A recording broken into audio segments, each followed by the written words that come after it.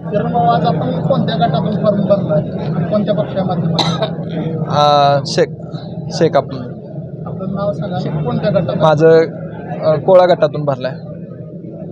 काय असणार आहे विकासाचं धोरण, काय असणार आहे कोणा गटातून? विकासाचं धोरण म्हणजे सध्या कसं आहे, जे मोहरं येणाऱ्या काळामध्ये नवीन नवीन तंत्रज्ञान आलेलं आहे, शेतकऱ्यांसाठी मी ते उपलब्ध करून देण्याचा प्रयत्न करेन.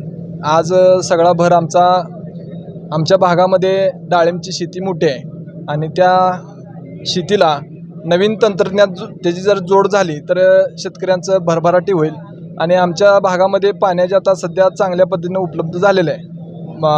आमदार साहेबांच्या, भाई गणपतराव देशमुख साहेबांच्या, आबासाहेबांच्या माध्यमातून प्रत्येक गावागावामध्ये पाणी पोचलेलं आहे आणि त्या पाण्याचं कसं योग्य पद्धतीने वापर करून त्याचं लोकांचं उत्पादन कसं वाढवण्याचा प्रयत्न आहे, त्याच्यावर एक माझा भर आहे. आणि दुसरी गोष्ट, रस्ते असतील, काय अंगणवाडी शाळा असतील, माझा पहिला विकास कामाचा हे आहे की 10 मॉडेल शाळा अशा आमच्या भागामध्ये जिल्हा परिषदमधनं बनवायचा माझा एक अजेंडा असेल पहिल्या हे.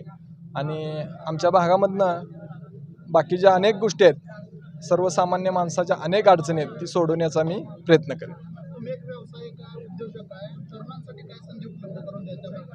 तरुणांसाठी जे नवीन उद्योग आहेत, जे आज सरकारनं जे काय योजना नवीन आणलेले आहेत, ते सर्वसामान्य माणसापर्यंत कसं पोचतील याचं मी नियोजन करेन. आज तुम्ही उमेदवारी अर्ज दाखल केला आहे, कोळा गटातील नागरिकांना काय आव्हान करायचं? मी एक सर्वसामान्य घरातला मुलगा आहे आणि मला माझ्या ह्या गरीब परिस्थितीतून असतानासुद्धा भाई बाबासाहेबांनी माझ्यावर विश्वास ठेवून, या भागातलं तरुणांचं एक युवा नेतृत्व आहे म्हणून माझ्यावर विश्वास ठेवून त्यांनी मला उमेदवारी जाहीर केलेली आहे.